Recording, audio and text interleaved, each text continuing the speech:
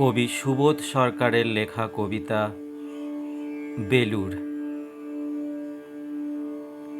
আমি একটা কোণায় দাঁড়িয়ে দেখছিলাম দুটি ছেলে গেরুয়া বসন পরে মন্দিরের সিঁড়ি মুছছিল। এত মন দিয়ে আমি কাউকে সিঁড়ি মুছতে দেখিনি। এত ভালোবাসা দিয়ে আমি কাউকে ধুলো তুলতে দেখিনি। সিঁড়ি নয়, যেন জননীর ত্বক থেকে ধুলো তুলছিল। এভাবে কেউ সিঁড়ি থেকে ধুলো মুছতে পারে এ আমি কোথাও দেখিনি। স্মৃতপজ্ঞ মহারাজকে জিজ্ঞাসা করলাম, এই ছেলে দুটি কে?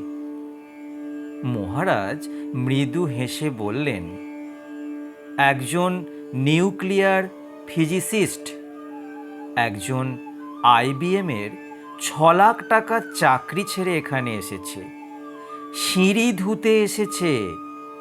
যে সিঁড়ি দিয়ে মানুষ ওপরে ওঠে তা যেন পরিষ্কার হয়।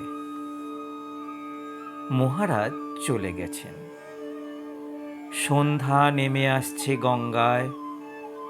আমার ভেতরেও নামছে সন্ধ্যা। সারা পৃথিবীতে এত সিঁড়ি, সিঁড়িতে সিঁড়িতে এত দাগ, এত ক্রোধ, এত অপমান।